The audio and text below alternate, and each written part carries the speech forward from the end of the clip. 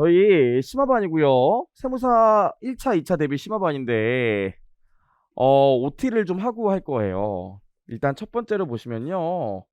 대상은 당연히 중급회계 원투를 수강하신 학생이어야 돼요. 중급회계 원투를 안 듣겠다. 말이 안 되죠. 원투를 수강하셨어야 되고 객관식반을 아직 안 들으신 학생을 대상으로 합니다. 뭐 객관식반을 듣고 오셔도 되지만 뭐 전혀. 그래서 중급회계 원투 기본 강의를 들었다 하시면 요 강의를 들으시면 되고요. 아직 나 중급회계 원투를 안 들었다. 혹시 병행하는 건 어떨까? 안 돼요. 그쵸? 듣고 오셔야 돼요. 그럼 두 번째로 목표인데 사실 제가 강의하면서 제일 힘든 과정 중에 하나가 이 심화반이에요. 이게 목표 의식이 좀 없거든요. 아직 1차 시험까지는 좀 멀고 그러다 보니까 학생들이 중간에 이거 좀 힘든데 이런 분들이 좀 많아요. 그래서 좀 더 좀 타이트하게 끌고 가야 되는데 일단 중급회계 전체 내용을 복습할 겁니다. 별로 안 중요한 단어는 금방 할 건데 복습을 할 거고요. 아무래도 우리가 심화반이기 때문에 1차를 봐야 되기 때문에 이론 뭐 말문제 나올 것도 좀 정리를 하고 그 다음에 계산 문제랑 회계 처리 같은 것도 좀 많이 연습을 할 거예요. 왜냐면 세무사 2차 같은 경우엔 회계 처리를 시키기도 하니까 1차 때 안 한 얘기들을 좀 할 거고 우리 교재가 이거 연습서인데 당연히 여기에 어려운 문제들도 있어요. 뭐 1단계부터 5단계까지 보면 어려운 문제들도 있는데 어려운 문제는 안 할 거예요. 전체 구조를 이해할 수 있는 큰 문제들을 위주로 할 겁니다. 그런 거 너무 걱정 안 하셔도 되고 동차반이랑 유예반이랑 완전 똑같은 거 아니야. 좀 틀려요. 우리 유예반이 제일 자세하고요. 뭐 제일 자세한 대신 제일 어렵겠죠. 동차반은 진짜로 이제 2차 시험을 단기간에 봐야 되는 학생들이기 때문에 그 해 나올 내용들만 가리켜요. 그래서 지금 난 기본 강의를 한번 들은 상태에서 공부를 그냥 좀 2차 내용을 좀 공부하고 싶다, 전체 구조를 보고 싶다 이런 학생들은 당연히 심화반을 들으셔야지. 좀 이렇게 너무 이렇게 열이 넘쳐갖고 유예반 들으면 너무 어렵고요. 동차반 들으면 시험에 입막해서 가리키는 내용들이기 때문에 좀 안 맞을 수도 있어요. 그래서 이 심화반을 들으셔야 돼요. 기본 강의를 한번 들으신 학생들은 그렇게 진행할 수 있고 교재는 우리 키앤드북이랑 재무회계 연습 쓸 건데 사실 나 키앤드북까지 사기 좀 그래요. 사신 것 같은데? 그럼 분들은 중급회계 기본서 들고 오셔도 돼요. 들고 오셔도 돼요. 키앤드북 혹시 없으신 분 있나요? 그렇군요. 예. 한데 뭐 그렇고요.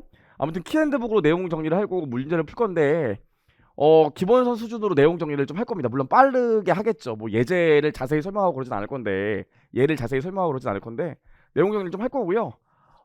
문제를 각 유형별로 대표되는 2차 문제를 좀 풀 겁니다. 그래서 문제 사이즈가 좀 커요. 좀 주의하시면 될 것 같고요. 좋아요.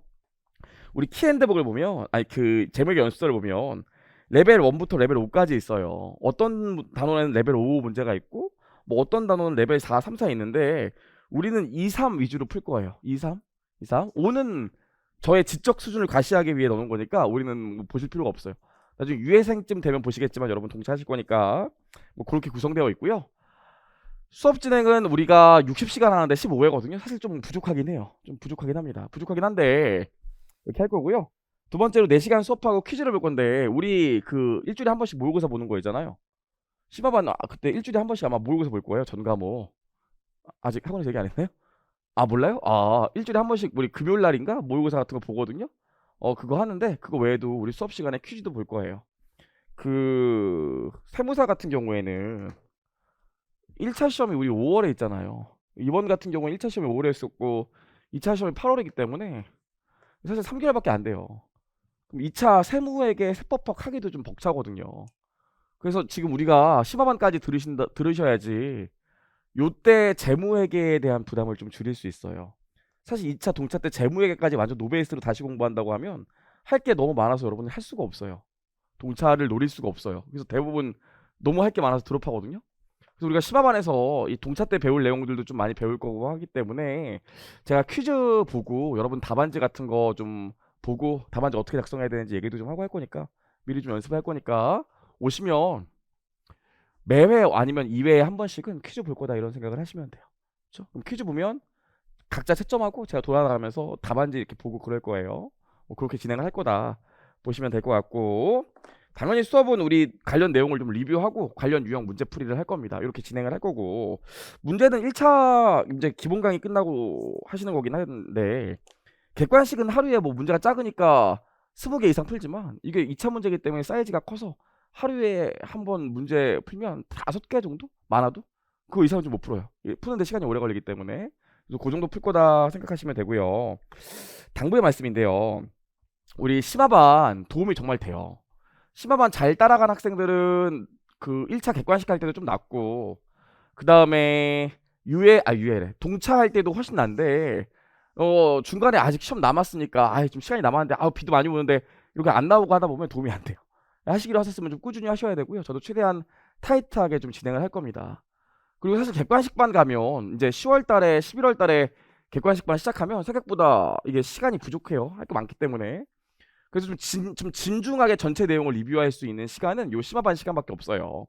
그러니까 이때 좀 차분하게 공부를 하시면 되고, 우리 뭐 행수법도 있고 재정학도 있지만 남은 기간 동안, 이 심화반 기간 동안은 재무회계, 원가회계, 세무회계, 뭐 세법학 이렇게 세 개, 이렇게 네 개, 좀 이 네 개를 좀 집중적으로 좀 투입하는 시간을 가지셨으면 좋겠고요. 제가 볼 때는 재무회계랑 세무회계 조금 많이 열심히 해주셔야 돼요. 그렇죠? 사실 세무회계 같은 경우에는 1차 때는 어차피 우리가 세법이, 세무사는 말 문제가 나오고 계산 문제가 거의 안 나오기 때문에 세무회계가 연습 안 된 친구들이 진짜 많아요. 그래서 맞은 이제 1차 시험 붙고 동차 때 세무회계 하다가 그냥 나가 떨어지는 친구들이 좀 많기 때문에 이번에 세무회계 같은 것도 좀 연습을 하시는 게 훨씬 도움이 됩니다. 그래서 우리 결국 이 동차 심화반의 목적이 1차를 좀 수월하게 붙기 위한 것도 있지만 동차 때 좀 수월하게 준비를 하기 위한 것도 있어요. 동차 때 공부 안 하는 친구도 생각보다 되게 많아. 대부분 열심히 하고 싶어 하지만 할 게 너무 많으니까 그냥 포기해버리는 친구들이 진짜 많거든요. 동차 때 공부를 열심히 하려면은 재무회계에 대한 부담도 좀 줄어야 되고, 세무회계도 어느 정도 좀 들은 상태에서 들어와야지 동차가 가능하지, 완전 노베이스로 1차만 공부하고 나면 동차 때 따라가기가 쉽지가 않아요. 그런 목적이니까 이 당분간 재정학이랑, 호성이 형한테 좀 미안하지만 재정학이랑 행수법은 놔두고 우리 심화강 기간 동안에는 요 네 과목만 집중적으로 보는 거예요. 네 과목도 빡세겠지만 네 과목 중에서도 특히 이런 얘기하면 또 혼날려나? 재무회계, 세무회계, 원가, 이렇게 세법학도 중요하지만 뭐 동영상으로 많이 하시니까 이렇게, 자, 이렇게 좀 진행을 할 거고요. 오늘 우리 완전히 첫날하기 때문에 정말 처음부터 좀 복습을 할 거예요. 처음부터. 이 오트는 여기까지 하고요. 오랜만에 봐서 좀 어색하네. 자, 완전히 우리 노베이스로 좀 다시 시작을 해볼 건데, 여러분이 회계 이제 공부를 하고 객관식 문제도 풀고 중간식 문제도 풀다 보면 기본적인 내용에서 자꾸 흔들리다 보니까 틀리는 경우가 많아요. 그래서 여러분들 회계를 못하는 이유가 제가 볼 땐 세 가지가 있어요. 생각보다 점수가 안 나오는 이유가 세 가지가 있습니다. 첫 번째로 뭐가 있냐면 회계 원리 내용을 너무 몰라. 재무제표 작성 원리?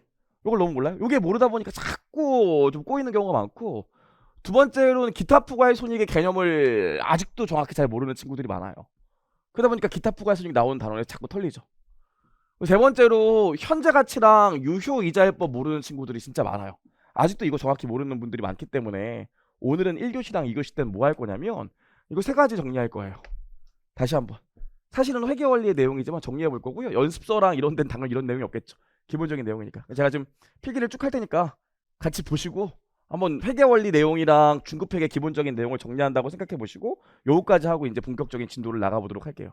그럼 첫 번째로 우리 회계 원리부터 좀 복습을 해볼 건데, 아주 쉬운 거부터 해봅시다. 아주 쉬운 거부터. 자, 아주 쉬운 거부터. 우리 X 1년 초에 출자했다고 해보죠. 그럼 현금 100원이 들어오고요. 자본금 100원이 들어왔을 거예요. 그 다음에 X 1년 중에는 어떤 거래들이 있었냐 보면 일단 외상 매출이 있었대요. 그럼 여기 뭐가 와요? 매출이 뭐 한 200원 오고요. 여기 매출 채권이 200원 있었다고 할게요. 전혀 어렵지 않죠? 그냥 보는 거예요. 자, 여기까지 하고 나서 매출 채권을 일부 회수했대요. 그럼 매출 채권이 100원 없어지고요. 현금이 100원 들어왔다고 합시다. 제일 간단한 거 할 거예요. 그 다음에 내가 돈을 빌렸어. 차입금. 차입금이 100원 뜨고요. 여기 현금이 100원 떴다고 할게요. 여기까지밖에 없었고, 봤더니 종업원 급여를 좀 줬대요. 현금 100원 나가고 종업원 급여로 100원 있었다고 합시다. 자, 요렇게 분개를 했어요. 분개.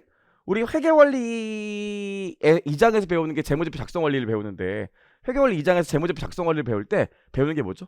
회계의 순환 과정을 배우잖아요. 기억 안 나죠? 괜찮아요. 하면 되니까. 회계의 순환 과정. 회계의 순환 과정이 뭐예요? 여기 1월 1일부터 12월 31일까지 있고, 그 다음에 그 다음 연도 2월 달에 재무제표가 공시된다고 하면 요 사이에 일어나는 일들이 회계의 순환 과정이잖아요. 요 사이에는 뭐 합니까? 기중에는 거래가 발생하죠. 그럼 거래가 발생하고 나면 우리가 분기하잖아요. 분기하면서 동시에 뭘 하나요?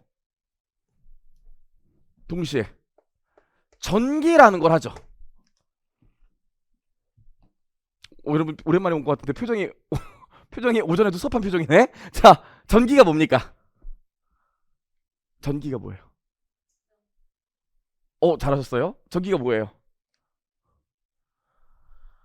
자산, 부채, 자본, 수익 비용을 T계정에 증가와 감소, 발생과 취소를 나타내는 걸 전기라고 하죠. 아주 쉽게 얘기하면 T계정에 기록하는 걸 전기라고 하잖아요. 그쵸? 전기를 하는 이유가 뭐였죠? 그냥 이렇게 거래가 발생했을 때 분개만 하게 되면, 야, 지금 현재 시점에 우리 현금의 잔액이 얼마니 물어본다면 이거 다 더하고 빼고 해야 되기 때문에 시간이 걸린다고 그랬지. 그래서 실제로 뭐 한다고 했어요? 각 계정별로 증가 감소를 T계정에 따로 관리한다고 그랬죠. T계정에 그리는 걸 전기라고 합니다. 그럼 너무 심심하니까 전기 한번 해보죠. 여기 전기. 첫 번째로 현금이라는 계정에 전기를 해볼게요. T계정을 그려볼게요. 현금 계정은 기초가 증가가 어디 와요? 기초나 증가가 차변에 오고, 감소와 기말 금액이 어디 와요? 대변에 오죠? 현금은 차변 계정이니까. 그럼 보세요. 1월 1일 날 현금이 증가할 때 여기 100원 쓰고 여기 못 써요. 100원 쓰고 여기 못 써. 현금 써? 여기 못 써요. 에이, 왜 그래? 여기 이유 쓰잖아요. 자본금. 현금이 증가했는데 이유는 자본금이야. 그거 아닙니까? 그래서 우리가 해당되는 분계를 전기할 때는 현금 계정에 현금이 증가하면 여기 써주지만 반대쪽 계정을 써줘야 이유를 알 수 있다고 했잖아요. 괜찮을까요? 여러분 이런 표정인데 그렇잖아요. 자, 그 다음에 보시면 현금이 증가했어요. 1년 중에. 그럼 현금이 또 증가했으니까 여기 뭐라고 쓰면 돼요? 매출채권이라고 쓰죠. 그쵸? 그럼 이거 현금의 T계정을 보면 우리가 뭘 할 수 있어? 현금이 매출채권 때문에 100원 증가했구나. 알 수 있죠? 분계를 T계정에 옮기는 전기를 하고 있어요. 그래서 우리 지금 요거 했고 현금이 또 100원 증가했어. 뭐 때문에 증가했습니까? 차 입금 때문에 증가했죠? 그럼 요거 지울 거예요. 현금은 감소한 게 여기 있지. 현금이 감소했어. 왜 감소해요? 급여 때문에 감소했잖아요. 급여 100원 이렇게 하면 현금이 감소하게 되죠. 그래서 우리가 T계정을 그릴 때 자산 계정은 기초나 증가는 차변에 기록하고 감소나 기말은 대변에 기록하잖아. 그럼 나온 김에 잠깐만 볼게요. 이렇게 T계정을 그리고 나서 올해 거래가 다 끝났어. 그럼 대차가 맞아야 되니까 현금의 기말 잔액은 얼마가 됩니까? 300원에서 100원 빼니까 200원 되죠. 그죠? 현금은 자산이니까 자산은 차변 계정인데 왜 기말 금액이 대변에 와요? 왜 대변에 올까요? 그 회계 원리가 조만간 다시 열릴 거예요. 거기 수강해 보시면 되는데 봐봐. 분계장 상으로는 현금은 차변에 있어요. 하지만 전기상 T계정 상으로는 대차를 맞추려다 보니까 기말 금액을 그냥 여기 쓴 것뿐이지 T계정 상으로 자산의 기말 잔액이 대변에 온다고 해도 실제로 분계장 상에 자산은 어디 있어요? 현금 어디 있어요? 차변에 있다고요.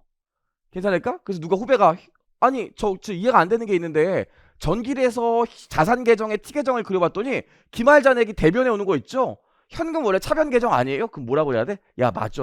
근데 분계장에는 여전히 차변에 있지만 T계정에서 대차를 맞추려다 보니까 기말 잔액이 대변에 온 것뿐이야. 이렇게 얘기하면 돼요. 괜찮을까요? 전기. 자, 계속해보죠. 자산 계정 또 뭐 있습니까? 봐봐요. 하고 싶은 얘기가 있어요. 심화반이니까 다시 한번 중요한 사항들 체크하고 가야겠지. 자, 매출채권의 T계정을 보면 매출채권이 증가했죠. 뭐 때문에 증가했어요? 매출 때문에 증가했으니까 여기 200원 쓴 다음에 매출 쓰시면 돼요. 이렇게 매출 채권이 감소했죠. 이유가 뭐 때문이에요? 현금 회수했으니까 매출 채권이 감소했지. 그럼 여기 100원아. 그럼 매출 채권 감소했고요. 그럼 이유가 뭐야? 여기까지 하고 나면 올해 거래가 끝나면 여기 뭐가 오게 됩니까? 매출 채권의 기말 잔액이 100원 오겠죠. 이것도 마찬가지예요. 티계정상으로 자산의 잔액이 대변에 오지만 사실 분계장에는 차변에 있다고요. 괜찮을까? 어렵지 않지? 자, 여기까지 하고 우리 부채 계정도 해보죠. 부채 뭐 있습니까? 차입금. 하고 싶은 말이 있어서 그래요. 쭉 봅시다. 차입금. 자, 여기까지 하고 나면 차입금 뭐 있어? 올해 증가했네. 부채나 자본 계정은 대변 계정이기 때문에 부채나 자본의 기초와 증가는 어디 기재예요?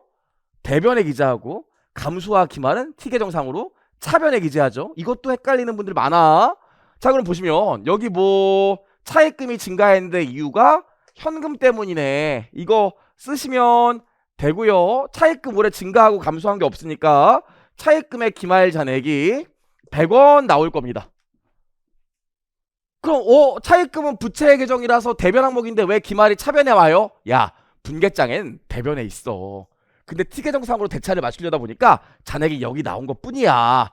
이렇게 얘기하면 되겠죠. 괜찮을까요? 좋아요. 차입금까지 봤어요. 그럼 자본도 해야지. 올해 자본 계정. 자본금을 보면 자본금 어떻게 돼요? 올해 자본금이 증가했는데 현금 때문에 증가했지. 여기까지. 그럼 여기까지 하고 나면 자본의 기말 잔액도 대변에 기록이 될 겁니다. 이게 전기예요. 자, 여기까지. 자, 이제 뭐 해줘야 돼? 수익 비용 계정을 해줘야겠지. 그럼 수익 중에서 우리 매출이라는 수익이 있으니까 수익의 T계정을 그려보면 내가 너무 궁금해서 물어보는데 자산, 부채, 자본은 증가, 감소 개념이고 기초와 기말 개념이 있죠. 수익과 비용은 증가, 감소, 기말, 기초 개념이 있어요, 없어요? 수익과 비용은 기초, 기말, 감소 개념이 있어요, 없어요? 있어요, 없어요? 그냥 얘기해주면 안 돼. 모르겠어요. 얘기해주면 안 돼요? 우리 매출 계정 수익과 비용은 기말에 어차피 장부 마감을 통해서 다 사라지잖아. 1월 1일 동안 1월 1일부터 12월 30일까지 수익이 발생하고 다음 연도부터는 다시 0이 돼서 0부터 시작하는 개념이지 자산부채 자본처럼 쌓이는 개념이 아니죠. 그래서 얘는 뭐라고 그래? 발생 취소라고 해요. 그럼 수익은 대변 항목이기 때문에 수익이 발생하면 T계정상 대변에 기록하지. 괜찮을까요? 그럼 우리 매출 지금 뭐 때문에 발생했어요? 매출이 200원 발생했는데 매출 채권 때문에 매출이 발생한 거 아닙니까? 그럼 요거 지워요. 이렇게 지우고 여기 뭐가 오게 돼요? 잔액이 아니야. 기말 잔액이 아니라 수익과 비용은 올해 발생한 총액이 매출이 200원 있구나. 이렇게 되죠. 괜찮을까요? 여기까지 봤고요. 그 다음 뭐 있습니까? 급여의 T계정이 오게 돼요. 급여의 T계정을 보면 비용은 차변 항목이기 때문에 차변에 기재하면 되겠죠. 비용이 현금 때문에 발생했네. 욕해요. 그럼 올해 비용 급여의 총액은 얼마? 100원 이렇게 뜨는 거 아니겠습니까? 요 과정이 전기 T계정 방향 헷갈리는 분들도 많아요. 좋아요. 그래서 우리가 기중에는 거래하고 그 거래를 분기하고 그 분계를 전기해. 그래서 우리 잠깐 전기로 T계정의 모양이 어떻게 되는지까지 좀 봤어요. 여기까지 봤어요. 전기야 뭐 좋아요. 전기. 자, 여기까지 하고 나면 우리 봐봐. 12월 31일 1일부터 12월 30일 보고기간까지 거래하고 분기하고 전기해. 12월 30일 24시간 되면 딱 뭐해? 거래 멈춰. 전기 멈춰. 거래 멈춰? 분기 멈춰? 전기 멈춰. 그래서 어떻게 해요? 각 T계정의 자산부채 자본의 잔액을 계산하고 수익과 비용의 총액을 계산하죠. 여기까지 한 다음에 뭐 해줘? 이제 12월 30일이 딱 되고 나면 뭐 해줘요? 시산표를 그리잖아요. 시산표는 뭐죠? 자산 더하기 비용은 부채 더하기 자본 더하기 수익이라는 회계 등식을 다르게 표현한 표가 시산표죠. 괜찮을까요? 자, 그럼 시산표를 그려볼게요. 시산표를 그려보면 여기 시산표 트라이얼 밸런스 시산표를 그려보면 자산, 비용, 부채, 자본, 수익이 오잖아. 그렇죠? 그럼 지금 자산 계정 뭐 있어요? 현금 있죠? 그래서 현금의 기말 잔액이 200원 요거 그대로 쓰는 거죠. 여기 현금의 특혜정에는 기말 잔액을 또 대변했더니 여긴 또 왜 차변했어? 라고 후배가 물어보면 뭐라고 그러실 거예요? 야, 분계장상에 내가 현금 지금 계속 차변해 있는 거라고 그랬지.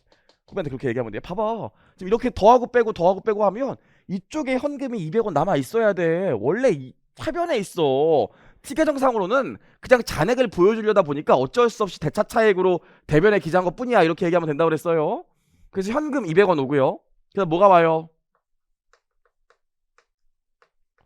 매출 채권이 100원 온다고 그랬지. 그 다음 뭐가 와요? 비용 급여가 100원 와요.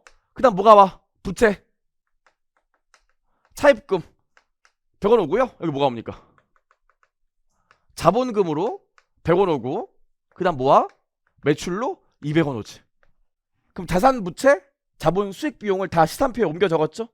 시산표는 제일 중요한 게 뭐라고 그랬어요? 대차가 일치해야 된다고요. 항상 지금 보시면 양쪽의 합계가 일치하지. 아, 나 잘 그렸네. 자, 여기까지 했어요. 여러분, 이런 시산표를 우리가 뭐라고 그래? 수, 정, 전 시산표라고 해요.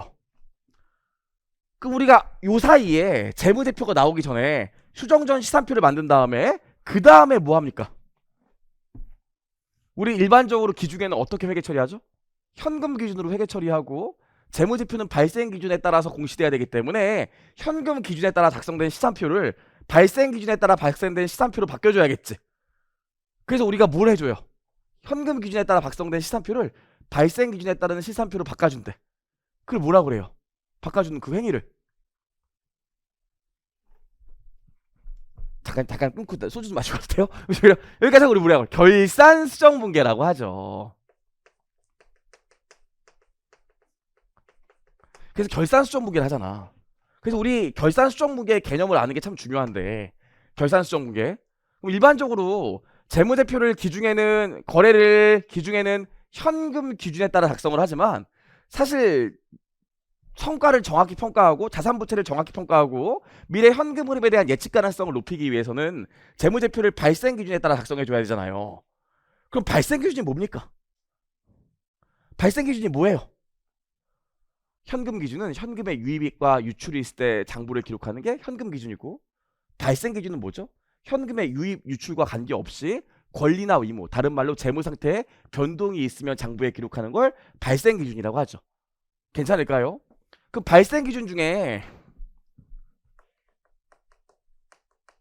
회계 원리 복습인데 발생 기준을 보면 두 가지가 있어.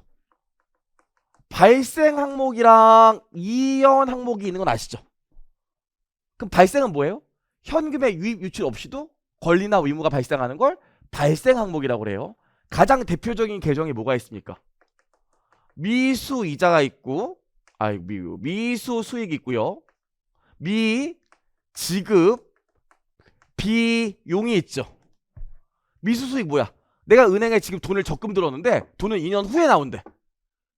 그럼 올해 12월 31일자로 은행에 돈을 넣는 게 1년 있어. 그럼 돈 받을 권리, 1년치 이자를 받을 권리가 생겼죠. 그래서 기말에 결산 수정 분계로 돈을 안 받았어도 뭐 어떻게 회계 처리합니까? 미수이자 미수수익으로 1년치 이자 잡고 이쪽에 이자 수익 잡잖아. 이런 게 발생주의죠. 미지급 비용은 뭐예요? 내가 은행에서 대출을 받았는데 이자는 아직 지급 안 했어. 근데 올해 1년 동안 돈을 쓰면서 이자를 지급해야 될 의무가 생겼대. 그럼 회계 처리 어떻게 해요? 미지급 이자 혹은 미지급 비용, 이쪽에 이자 비용 오게 되죠. 이런 거를 발생 항목이라고 하잖아요. 돈 안 들어오고 돈 안 나갔는데도 권리나 의무가 발생하는 거. 그 다음 뭐가 있어요? 이연 항목이 있어요. 우리 이연은 뭐죠? 이연은 뭐예요? 현금 유입 유출이 있더라도 권리나 의무가 발생하는 걸 이연 항목이라고 하죠. 가장 대표적인 계정이 선급 비용이 있고 선수 수익이 있어요. 내가 7월 1일 날 1년치 보험료를 한 번에 납부했대. 그럼 12월 30일이 되면 나는 보험 용역 중에서 6개월의 보험 용역만 제공받았지. 나머지 내년 6개월치 보험 용역을 제공받을 권리가 아직 남아있잖아요. 그럼 어떻게 됩니까? 6개월치 보험 용역에 대해서는, 보험 용역을 제공받을 권리에 대해서는 선급 비용으로 별도의 자산 처리하는 거 기억나? 이건 예를 들게요. 여러분 그 우리 심화반인데 지금 동영상 보시는 분도 마찬가지지만 여러분들이 기본 강의만 한번 듣고 지금 혼자 복습한 상태이기 때문에 처음부터 다시 보긴 할 건데 그 막상 저 세 가지 굉장히 중요한데 제가 지금 얘기하고 있는 이 세 가지를 놓치는 경우가 많아요. 그래서 막상 문제 풀면 저런 거 잘 몰라갖고 결국 나중에 틀리는 경우가 많기 때문에 회계 원리에서 배웠어야 되는 저 세 가지 내용을 한번 정리하고 가자고요. 그쵸? 그러니까 아이씨 좀 바로 문제 풀지 뭐 하는 거야, 연습 풀고 싶은데 이러지 말고 한번 보자고요. 저도 이거 하면 귀찮아요. 볼게요. 자, 우리 하나만 볼게. 여기가 x 1년이고 여기가 x 2년이에요. 여기 7월 1일이고 나는 1년치 보험료 1년치를 10만원 납부했대. 요거만 해보자. 자, 우리 회계할 때 배웠지만 이렇게 7월 1일날 보험료 10만원 납부하면 회계 처리하는 방법이 몇 개가 있습니까? 회사는 돈 나갔을 때 다 비용 처리하는 방법이 있고 돈 나갔을 때 보험 용역을 제공받을 권리가 있어서 다 자산 처리하는 방법이 있죠. 그쵸? 아, 이상하네. 여기 있는 분들은 제가 1월 1일 날 회계 처리 배웠던 걸로 기억나는데, 자 보시면 그럼 첫 번째로 회사가 전액 비용 처리했대. 그럼 요거 회계 처리 어떻게 되는지 보자. X1년 7월 1일 날 현금 10만원 납부하면서 여기 그냥 보험료로 10만원 비용 처리했대요. 괜찮을까? 여기까지? 회사는 요렇게만 회계 처리했대. 자, 여기까지 하고 나서 우리 기말이 되면 거래 멈춰, 분계 멈춰, 전기 멈춰 하면 수정전 시산표, 현금 기준에 따라 작성된 수정전 시산표를 보면 여기 뭐 나와 있어요? 비용에 보험료 10만원 있겠지? 물론 여기도 현금 만원 나간 거 있어서 대차가 맞겠지만 현금은 뺄게요. 자, 이 상태에서 뭐 해줘야 돼? 실제로 보험 용역을 제공받은 건 6개월치만 있고 아직 나머지 6개월은 보험 용역을 제공받을 권리가 남아있잖아요. 근데 얘는 다 보험 용역을 제공받은 것처럼 비용 처리했죠. 그럼 우리 X1년 12월 31일자로 무슨 회계 처리를 해주셔야 돼? 결산 수정 분계를 해줘야 되잖아요. 현금 기준을 발생 기준으로 바꿔줘야 되니까. 그럼 결산 수정 분계를 해주면 어떻게 되지? 이렇게 되죠. 6개월치의 보험료, 내년 1월 1일부터 6월 30일까지 보험 용역을 제공할 이거에 대해서는 보험료 6개월치를 취소하고 선급 비용으로 5만원 잡아. 이렇게 수정 분계를 끊어주죠. 이거 괜찮을까? 비용 6개월치 취소하고 요것만큼은 내년 6개월 동안 보험 용역을 제공받을 권리가 있으니까 선급 비용 이렇게 취소해 주잖아요. 잡아주잖아요. 괜찮을까? 자, 여기까지 하면 시산표가 어떻게 돼? 수정 후 시산표가 이렇게 되죠? 보험료는 5만원 오게 되고 여기 선급 비용이라는 자산으로 5만원 이렇게 수정되잖아요. 괜찮죠? 이런 걸 결산 수정 분계 한 예라고 하잖아요. 나 뭐 잘못한 거 없죠? 여기까지요? 타임. 그럼 결산 수정 분계는 시기상 언제 하는 거예요? 결산 수정 분계는 시기상 언제 하는 거야? 내가 얘기했잖아요. 결산 수정 분계는 12월 31일이 끝나고 나면 이 과정, 다른 말로 결산하는 과정에서 끊잖아요. 그래서 실제로는 그 다음 년도 재무제표 공시되기 전에 끊지만 결산 수정 분계를 끊는 일자는 며칠자로 끊지? X1년 12월 31일자로 끊는 거 아시죠? 그래서 이거 하나 기억해 줬으면 좋겠고, 두 번째로 이렇게 현금 기준에서 발생 기준을 바꿀 때 요거 결산 수정 분계를 보면 이 결산 수정 분계는 사실은 보험료를 여기 다 비용 잡아놨지만 이게 사실 매 순간 이런 회계 처리가 일어나야 돼? 아니면 12월 30일 날 한 번만 일어나는 일어나는 거예요? 비용으로 하니까 헷갈리나? 자산으로 해볼까? 전액 자산으로 처리했다고 한번 해보죠. 전액 자산으로. 그럼 X1년 7월 1일 날 회계 처리가 어떻게 돼? 현금이 10만원 나가면서 여기 선급 비용으로 10만원 이렇게 오게 되겠지. 돈 나가면서 1년 동안 보험 용역을 제공받을 권리가 생겼으니까 자산으로 잡았을 거예요. 여기까지 하고 나면 아무것도 안 했으면 수정전 시산표에는 뭐가 떠? 수정전 시산표에는 선급 비용이라는 자산이 10만원 뜨지. 근데 X1년 12월 30일이 되면 6개월치의 보험료는 내가 사용한 거 아닙니까? 그럼 1년치의 보험 경력을 제공받을 권리가 있었는데 6개월치의 권리는 사라질 거 아니야. 다 썼으니까. 그래서 12월 31일자로 결산 수정 문게를 끊어주면 선급 비용이 5만원 없어지면서 보험료 5만원 오는 회계 처리하잖아요. 이거 나중에 회계 변경 및 오류 수정 가서 이런 얘기 또 하는 거 알죠?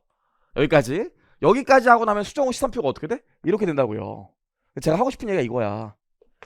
결산 수정 문게를 지금 설명하고 싶은 건데, 결산 수정 문게는 기준에는 일반적으로 현금 기준에 따라 회계 처리를 하는 게 많으니까 발생 기준으로 바꿔줘야 돼서 결산 수정 문게를 기말에 이렇게 끊어준다고요. 일단 첫 번째, 결산 수정 문게는 12월 31일 끝나고 하는 거지만 일자는 X1년 말일자, 특정 연도의 말일자로 끊는 거 알죠? 회계 처리 자체는. 그쵸? 그리고 하나 더, 결산 수정 문게는 이 사항들은 봐봐. 내가 선급 비용으로 자산 잡았대. 그럼 매일 매달 보험 용역을 제공받으면서 조금씩 권리가 사라지면서 비용으로 바뀔 거 아닙니까? 사실 매일 회계 처리해야 돼. 선급 비용 까면서 비용으로 매일 이게 일어나고 있으니까. 근데 이거 언제 해? 12월 30일 날 한 번만 하죠. 왜 그럴까요? 에? 왜 그럴까요? 이거 왜 한 번 매일 안 하고 매달 안 하고 왜 12월 31일자로 한 번만 끊냐고요. 이 결산 수정 문게를. 귀찮으니까. 어차피 재무제표는 1월 1일부터 12월 30일까지 한 턴으로 12월 30일 날 한 번만 만들 건데 귀찮으니까 한 번만 하는 거예요. 괜찮을까? 우리 유형자산에서 감가상각비 배우지. 감가상각비가 뭡니까? 유형자산 취득했을 때 자산으로 잡았다가 올해 쓴 것만큼 감가상각비, 감가상각 누계액으로 비용 처리하잖아. 그것도 사실 요회계 처리야. 똑같다고요. 실질이. 그럼 감가상각비도 사실은 뭐예요? 올해 쓴 것만큼 비용 처리하는 결산 수정 문게라고요. 그럼 얘도 사실 감가상각비도 매 순간 일어나고 있는데 어차피 재무제표를 1년에 한 번 만들 거기 때문에 편의상 12월 31일에 한 번에 하잖아. 그쵸? 근데 만약에 내가 유형자산을 기중에 처분한대. 유형자산을 기중에 처분한대. 기중에 처분하면 제일 먼저 해야 되는 회계 처리가 뭡니까? 아니 왜 이렇게 따닥따닥 앉아있어? 멀리 앉아있어요. 다 모여 앉아있지. 12월 30일날 우리가 유형자산 일반적으로 결산 수정 문게로 감가상각을 하는데 기중에 유형자산을 처분한대. 그럼 처분할 때 제일 먼저 해야 되는 회계 처리가 뭐예요? 감가상각이죠. 왜? 원래는 매 순간 일어나고 있는데 편의상 12월 30일날 결산 수정 문게로 하는 거라고요. 근데 12월 30일 되기 전에 내가 기중에 처분한대. 그럼 매 순간 사실은 발생하고 있었던 감가상각비를 일단 잡고 처분해야 될 거 아닙니까? 괜찮을까요? 이런 의미를 좀 얘기하고 싶어서 얘기를 좀 해봤고요. 좋아요. 그래서 기중에 이 세 가지 일을 하다가 12월 30일이 되면 결산 과정으로 거래 멈춰, 분계 멈춰, 전기 멈춰, 각 계정의 자산부채 자본의 잔액과 수익과 비용의 총액을 이용해서 수정전 시산표를 만들고 그 다음에 결산 수정 문게를 끊는다고요. 우리 기억나는지 모르겠지만 결산 수정 문게는 크게 세 가지 사항을 해요. 결산 수정 문게에서 첫 번째로 뭐랄까? 방금 얘기한 것처럼 현금 기준을 발생 기준으로 바꿔주는 거래. 두 번째로 뭐하죠? 오류 수정에 회사가 잘못한 거 있으면 결산 수정 문게에서 수정해 준다고요. 그리고 기반에 또 뭐하지? 자산부채 공정가치 평가하는 게 있으면 자산부채 공정가치 평가하지. 일반적으로 요 세 가지를 결산 수정 문게로 하잖아요. 그쵸? 여기까지 하면 뭐가 바뀌어? 시산표가. 수정 후 시산표가 되죠. 1차 때는 시산표로 문제가 나오는 경우가 없지만 2차 때는 시산표로 문제를 주는 경우도 있어요. 그래서 수정 전 시산표와 수정 후 시산표를 나눠서 제시하는 경우도 있고 시산표를 주면서 이 시산표 수정 전 시산표다. 이 시산표 수정 후 시산표다. 이렇게 명확히 언급하는 경우도 있다고요. 주의사항이 뭡니까? 수정 전 시산표 같은 경우에는 결산 수정 문게가 반영이 안 돼 있다고요. 기본관 끝나고 뭐 했어요? 복습 한번 했습니까? 뭐 물어봐도 되겠죠? 자, 지금 회계원리 내용 복습하고 있으니까 자, 시산표야. 시산표를 봤더니 재고지산에 대한 항목을 봤어요. 실지 재고지산법을 쓰고 있대. 그럼 여기 재고지산 얼마 있고요? 매입 400 있대. 이거 수정전 시산표일까요? 수정 후 시산표일까요? 표정이 뭔 개소리야 이런 표정이. 실지 재고지산법을 쓰면 재고지산은 어떻게 하죠? 뒤에서 또 다시 배우겠지만 기초 재고지산은 그냥 장부에 있고 재고지산을 매입하면 재고지산이라고 기록을 안 하고 매입 채무가 오죠. 그 실지 재고지산법은 재고지산 팔릴 때 회계 처리합니까 안 합니까? 안 해요. 그리고 뭐해? 기말이 되지. 그럼 수정전 시산표 상으로는 실지 재고지산법을 쓰면 기초 재고자산과 매입액이 있어. 그리고 결산 수정 분계로 기초 재고자산 없애고 매입 없애면서 창구에 있는 재고가 기말 재고자산으로 들어가고 창구에 없는 재고는 매출원가로 가지. 그쵸? 그럼 이거는 무슨 시산표겠어? 매입이 남아있는 거 보니까 아직 결산 수정 분계를 안 했나 보네. 그래서 수정전 시산표가 되겠죠. 만약에 수정 후 시산표라면 결산 수정 분계를 끊기 때문에 이게 있을 수가 없어요. 그래서 아무것도 아닌 것 같지만 우리 앞으로 이제 본격적으로 공부를 하기 전에 문제에서 2차 때는 시산표를 주는 경우가 있는데 이게 수정 전 시산표냐 수정 후 시산표에 따라서 모양이 달라진다고요. 그런 얘기도 좀 아시면 좋을 것 같아요. 뒤에 가서 이제 할 거기 때문에. 괜찮을까요? 회계 원리를 리뷰하는 거니까 가볍게 들으시면 되고 너무 부담 느끼실 필요는 없어요. 자, 그럼 봐봐. 딱 하나만 해볼게요. 요거 같은 경우에 결산 수정 무게를 끊을 사항이 있을까 없을까? 요 거래 같은 경우에. 지금 요 거래 같은 경우에 결산 수정 무게 끊을 거 있을까 없을까? 결산 수정 무게를 끊을 게 요 거래 같은 경우에 있을까요 없을까요? 말하면 진짜 좋을 것 같아요. 아니 돈 빌렸잖아. 그럼 기말에 이자는 안 줬어도 이자 비용은 나와야겠죠. 안 그래요? 액면 이자는 아직 안 줬어도 돈 빌렸으니까 이자 줄 게 있겠지. 그럼 얘 같은 경우에는 이게 수정전 시산표고요. 결산 수정 분계를 끊는다면 아마 이자 비용 얼마 미지급 이자로 뭐 한 10원씩 할까? 10원씩 이렇게 잡는 결산 수정 분계가 아마 있을 거라고요. 괜찮을까요? 여기까지. 나 봐. 이렇게 결산 수정 분계를 하면 요것도 전기를 해줘야 되기 때문에 미지급 이자라는 계정이 생겨서 부채가 증가했는데 이유가 이자 비용 때문이야. 그래서 이자 비용 15고 다른 거 없었으니까 미지급 이자의 기말 잔액으로 12오겠지. 그리고 뭐 해줘야 돼? 이자 비용이라는 T개 정도 올 건데 올해 비용이 왜 발생했어? 미지급 이자라는 것 때문에 이자 비용이 발생했죠. 그래서 여기 뭐가 와? 이자 비용 총액이 10원 오게 되겠지. 괜찮을까요? 자, 이제 뭐 해줘야 돼? 이렇게 결산 수정 분계 끊어서 추가된 계정이 있으니까 시산표에도 반영해 줘야겠지. 그래서 시산표에 반영하면 자, 여기다 쓸게요 여러분. 수정 후 시산표 볼게요. 수정 후 시산표 보면 어떻게 바꿨을까? 수정 후 시산표 보면 여기 현금이 200 줄여서 매체라고 쓸게요. 매출 채권이 100 급여가 100 이자 비용으로 10 여기 차입금 100 자본금 100 또 뭐 있어? 빼먹었네. 미지급 이자 생겼잖아요. 요거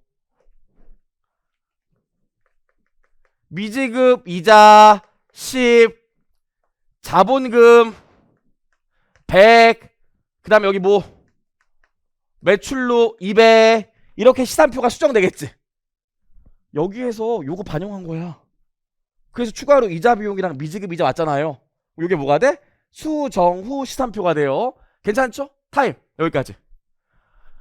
대학교에서 이런 시험 잘 나오잖아. 이렇게 수정 후 시산표 준 다음에 기말 재무상태표에 들어갈 자본은 얼마냐 물어봐요. 기말 재무상태표에 들어갈 자본. 기말 재무상태표에 들어갈 자본은 자본금 100 있으니까 기말 재무상태표에 들어갈 자본은 요 시산표를 보면 100이야. 맞아요 틀려요? 100일까요 아닐까요? 아니죠. 아니에요. 봐봐. 중요한 얘기입니다. 이거 시산표 만들고 나면 우리 뭐 해야 돼? 시산표까지 만들고 나면 이제 재무상태표와 손익계산서를 만들어줘야 될 거 아닙니까? 그죠? 자, 봐. 2차 때는 시산표를 묻는 문제도 나오니까. 그럼 찢어봅시다. 자산부채 자본과 수익과 비용을 찢어서 재무상태표와 손익계산서를 한번 만들어 볼게요. 우리 회계할 때 이게 제일 중요한 거잖아요. 그럼 재무상태표를 그려보면 이렇게 되죠. 여기 현금 200이 오고요. 여기 매출채권 100이 오고요. 여기 차입금 100. 그 다음 뭐야? 미지급 이자 10. 그리고 자본금 100 오겠죠? 이렇게 찢었으니까 IS 볼게요.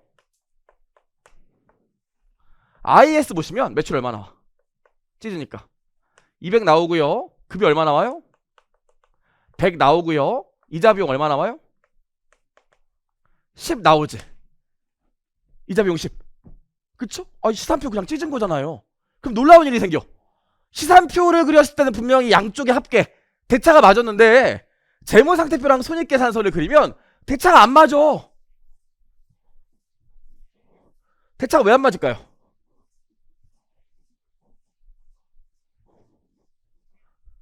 대차가 왜 안 맞을까요? 대차가 왜 안 맞을까요? 많이 졸리신 것 같은데 커피라도 사고 싶은데 지금 푸구라서 살 수가 없어요. 그쵸? 저 진짜 어저께 떠내려 갈 뻔했거든요. 진짜 그 아내한테 고무보트 타고 나오라고 그랬는데 아내가 꺼지라고 그랬는데 돌아와서 보시면 자 봐봐요. 자 요 상태에서 보시면 대차가 왜 안 맞아? 왜 안 맞긴? 수익에서 비용을 뺀 당기순이익이 안 보이니까 그렇지. 그럼 당기순이익 얼마입니까? 200에서 110보니까 당기순이익 90이지. 이것도 안 맞죠? 얼마만큼 안 맞겠어요? 안 봐도 90만큼 안 맞아요. 그럼 이거 어떻게 돼? 이게 여기 들어가잖아요. 어떤 계정으로 들어가요? 이익 잉여급이라는 계정으로 90 들어가지. 그죠? 이렇게? 그래서 알 수 있는 게 뭐냐면 시산표상 자본과 수익을 더하는 금액과 자본과 수익을 더하는 금액에서 비용을 빼준 게 재무상태표에 들어갈 자본이 돼요. 다시 얘기해 볼게요. 만약에 여기 시산표상에 이익잉여금이 있었다고 해보자. 시산표상에 여기 이익잉여금이 있었다고 해보자. 요 이익잉여금에는 올해 발생한 당기순이익이 들어가 있을까요? 안 들어가 있을까요? 여튼 없는데 여기 이익잉여금. 그러지 말고 이익잉여금 있었다고 쳐봅시다. 시산표상에 수정후 시산표상에 이익잉여금이 100 있었다고 치면 이 이익잉여금 100에 올해 발생하는 당기순이익은 포함되어 있을까요? 안 돼 있을까요? 당연히 안 돼 있어요. 왜냐면 이 시산표를 찢어야 당기순이익이 나오고 그게 재무상태표로 이동하기 때문에 시산표상의 이익잉여금에는 올해 발생한 당기순이익은 당연히 아직 반영이 안 돼 있어. 시산표가 찢어야 들어간다고요. 그쵸? 나중에 현금흐름표 보면 시산표 문제가 시산표를 제시하는 경우도 있고 자료에서 재무활동에서 막 당기순이익 물어보는 경우도 있는데 꼭 아셔야 될 게 시산표상의 이익잉여금은 올해 발생한 당기순이익은 아직 반영이 안 돼 있는 상태라고요. 괜찮을까? 시산표를 찢어야 들어가게 돼요. 아무것도 아닌 거지만 이런 것 때문에 나중에 문제가 어렵게 느껴져요. 되게 중요한 얘기 하는 거야. 심화반 때만 얘기해요. 유예반 때랑 얘기하고 객관식 때는 이런 얘기를 할 수도 없어. 괜찮을까요? 응. 자, 그래서 재무상태표랑 손익계산서까지 찢었잖아. 그럼 마지막으로 뭐 합니까? 마지막으로 뭐예요? 아니 여러분 여기서 이렇게 가는 거 내 마음대로 그냥 보내? 회계 처리를 해야 될 거 아니야. 이것도 분계장에서 표현이 돼야 될 거 아닙니까? 지금 표현이 안 돼 있잖아. 마지막으로 하는 게 뭐예요? 마지막으로 장부에 마감을 하죠. 장부의 마감이 뭐죠? 다음 연도로 보낸다는 거죠. 자산부채 자본을 다음 연도로 보냈고 수익과 비용을 0으로 만들어서 다음 연도부터 수익과 비용 0부터 다시 시작되게 하는 걸 장부의 마감이라고 해요. 그럼 장부의 마감을 할 때 자산부채 자본은 별도의 장부 마감 회계 처리가 필요합니까? 안 필요합니까? 아니 봐봐요. 분계장에서 현금 보면 이렇게 더한 다음에 얘 빼주면 현금 200이 분계장에 있어요. 그럼 그 다음 연도가 되면 여기서부터 밑에서 다시 회계 처리를 시작하기 때문에 얘는 별도의 회계 처리가 필요하지 않아. 그냥 이어가면 돼. 차액금도 분계장에 100원 있기 때문에 그 다음 연도부터 또 쭉 회계 처리를 하면 차입금 그냥 이어가는 거라고요. 그 자산부채 자본은 별도의 회계 처리가 필요하지 않아. 장부 마감할 때 분계장에 있는 금액이 그냥 그대로 넘어가기 때문에. 그쵸? 하지만 수익과 비용은 어떻게 돼? 0으로 만들어줘야 돼. 그래서 뭐합니까? 이렇게 하죠. 자, 올해 수익 뭐 있어요? 매출 있었죠? 매출 200 지워요. 그리고 여기다 뭐라고 써? 집합손익이라는 계정 200원 써주지. 그럼 요 회계 처리하는 순간 분계장에서 매출이 사라질 거예요. 아니 반대쪽에 썼으니까 사라지겠지. 그쵸? 두 번째로 보시면 뭐가 또 없어져? 비용 중에 급여 있잖아. 여기 급여 써요. 100원. 이거 쓰는 순간 어떻게 돼? 분계장에서 급여가 지워지겠죠. 그리고 여기 뭐가 봐? 집합손익이요.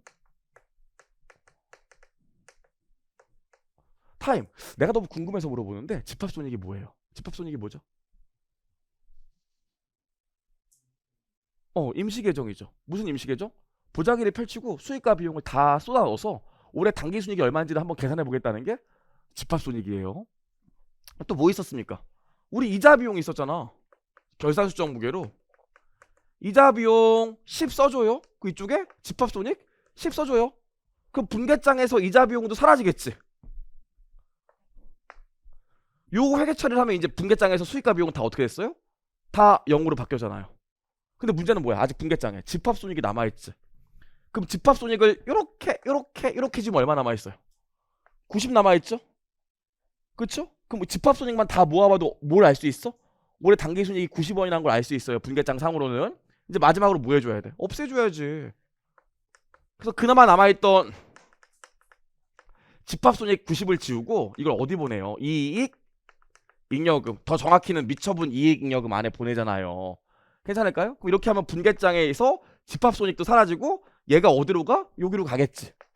그래서 요걸 분계로 나타내면 그게 얘예요. 괜찮을까? 이게 장부의 마감이라고. 그래서 이 장부의 마감 분계로 다시 한번 확인할 수 있는 게 뭡니까? 시산표상 이익잉여금에는 올해 발생한 당기순이익이 포함되어 있지 않구나. 그리고 이거 결국 음축해보면 여기다 집합손익이라고 쓰지 말고 이익잉여금이라고 씁시다. 여기다 집합손익이라고 하지 말고 이익잉여금이라고 씁시다. 결국 어때? 올해 수익이 발생하는 것만큼 이익잉여금이라는 자본이 증가한다고요. 올해 비용이 발생한 것만큼 이익잉여금이라는 자본이 감소한다고요. 괜찮을까? 그래서 가끔씩 우리 시험에서 자본총계, 이 거래가 자본총계에 미친 영향이 얼마냐, 요 거래들이 올해 자본총계에 미친 영향이 얼마냐 물어보면 또 자본거래만 찾고 있다고. 자본총계에 미친 영향을 물어본다면 당기순이익에 반영되는 항목도 고려해야 돼요, 안 해야 돼요? 당연히 고려해야 돼. 왜냐면 올해 발생한 당기순이익들도 기말에 집합손익을 타고 이익잉여금으로 가서 자본총계에 영향을 미치거든요. 그래서 여러분들 1차도 어려운 문제도 마찬가지고 2차 때도 마찬가지고 자본총계에 미친 영향을 물어볼 때 당기순이익은 빼면 안 돼. 당기순이익도 자본총계에 결국 영향을 미쳐요. 그래서 여러분 아무것도 아닌 것 같지만 우리 옛날에 주보비 배웠죠. 주보비. 주식기준보상거래, 주식보상비용. 여기 주보비 100이고 여기 주식선택권 100이야. 자본총계에 미친 영향 얼마예요? 자본총계에 미친 영향 얼마입니까? 이거 자본총계에 미친 영향 얼마예요? 표정이 주식선택권이 뭔지 다시 설명해야 되는 거 아니니? 이러면 물론 제가 뒤에 가서 다시 설명할 거지만 이거 자본이지? 자본 조정 항목이잖아. 그래서 아무것도 모르는 친구들은 이것 때문에 자본이 늘었다고 얘기한다고요.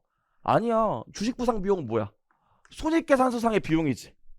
그럼 이 비용이 없어지면서 집합손익을 타고 이익잉여금을 줄일 거기 때문에 결국 비용만큼 자본이 줄어요. 그래서 요 거래는 이게 자본을 늘리고 이게 자본을 줄이기 때문에 결국 자본총계에 미친 영향은 0이 되겠지. 괜찮을까요? 그래서 요 내용이 이해가 되려면 사실은 이 회계원리에서 장부의 마감을 정확히 이해해야 된다고요. 그렇죠? 지금 우리 뭐 한 거야? 수익이 증가하면 자본이 증가한대. 수익이 발생하면 자본이 증가한대. 비용이 발생하면 자본이 감소한대. 왜요? 라고 후배가 물어보면 뭐라고 그럴 거냐고요. 넌 그런 원론적인 것 좀 물어보지 마. 이러면 안 돼요. 뭐라고 그래야 돼? 너 장부 마감 안 배웠니? 이렇게 얘기하셔야 돼요. 결국 수익이 지워지면서 이익잉여금이 증가되고 비용이 지워지면서 이익잉여금이 감소되니까 결국 수익이 발생하면 자본이 증가하고 비용이 발생하면 자본이 감소할 수밖에 없단다. 이렇게 얘기하셔야 된다고요. 괜찮을까요? 여기까지. 오케이. 그래서 여러분 잠깐 나 봐. 그래서 결국 지금 우리가 여러분이 심화반을 듣기 전에 꼭 알아야 되는 회계에서 중요한 기초 개념 세 가지를 얘기하고 있는데 그 중에 하나 회계 원리를 본 거예요. 지금. 그래서 생각보다 전기. 왜 티계정이 자산부채 자본 수익 비용 모양이 다를까? 그 다음에 시산표. 시산표. 배웠고 수정전 시산표와 수정 후 시산표의 차이가 뭘까? 그 사이에 결산 수정 문제가 들어간다. 결산 수정 문제에는 종류가 세 가지가 있는데 얘는 실제로 그 다음 연도 결산 과정에서 하는 거지만 일자는 12월 30일로 끊는다. 특히나 현금 기준을 발생 기준으로 바꾸는 결산 수정 문제는 사실은 기중에 매 순간 일어나고 있는데 재무제표를 1년에 한 번 만들기 때문에 편의상 기말에 한 번만 회계 처리하는 거다. 하지만 해당 자산이나 부채가 기중에 제거된다면 결산 수정 붕괴를 12월 30일 날 하는 게 아니라 제거되는 기중 시점에 해야 된다. 그런 얘기 한 거고요. 수정 후 시산표 나왔고 수정 후 시산표에는 이익잉여금이 있으면 수정 후 시산표상의 이익잉여금에는 올해 당기순이익이 반영돼 있다 안 돼 있다? 안 돼 있다. 아직 장부의 마감이 안 돼 있기 때문에. 마지막으로 장부 마감을 보면서 우리가 뭘 알았어요? 장부의 마감을 보면서 결론이 뭡니까? 아, 이 장부의 마감을 보니까 수익이 발생하면 왜 자본이 증가하고 비용이 발생하면 왜 자본이 감소하는지를 이해하셔야 돼요. 여기까지가 우리가 회계 원리에서 사실 알아야 되는 내용 전부입니다. 자, 여기까지 봤고요. 잠깐 쉬었다 와서 기타 부가손익이랑 당기순이익 비교하고 현재 가치까지 얘기한 다음에 본격적인 진도를 나갈 건데 기타 부가손익을 뭐라고 그래요? 다른 말로. 기타 부가손익을 다른 말로 뭐라고 그럽니까? 모르. 그래서 잠깐 쉬었다 와서 그 정의를 배워보도록 하겠습니다. 잠깐 쉬고 올게요.